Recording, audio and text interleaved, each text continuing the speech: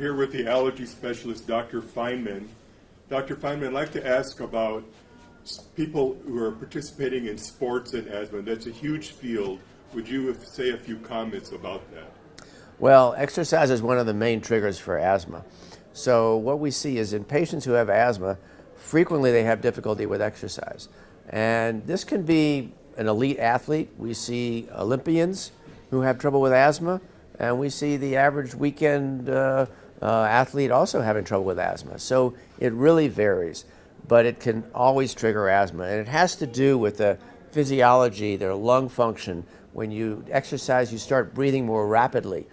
And when you start breathing more rapidly, you really push the lungs, more. And when you do that, you're more likely to get symptoms of asthma if you have asthma. So people who exercise, you're going to get a little more short of breath because you're working harder.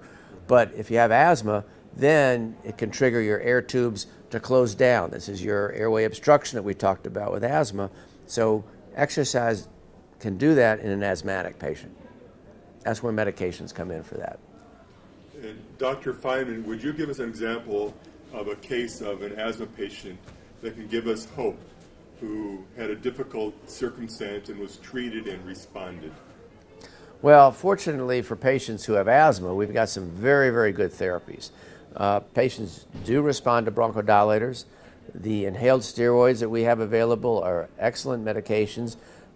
When I started in practice over 30 years ago, we used to see people in the hospital because their asthma wasn't controlled, and they have to go in the hospital to get better because we didn't have a lot of good tools to give them, a lot of good medications. Now we've had excellent medications that can really help patients. The inhaled steroids are very good medications, and they really have kept patients out of the hospital. I mean, quite frankly, I haven't been in a hospital to see one of my patients with asthma in years.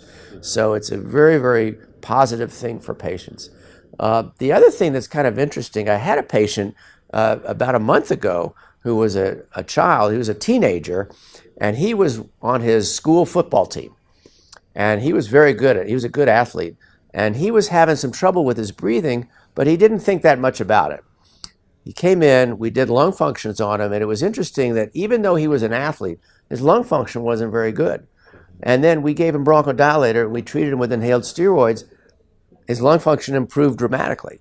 And not only that, he was able to run, and he scored several touchdowns in a game because he was able to perform so much better since he was treated and recognized as having asthma. So it's really important if you're having the symptoms of breathing difficulty, of the coughing, of the wheezing, or recurrent respiratory illnesses, to make sure you get evaluated to see if you might have asthma, because it's more common than you think.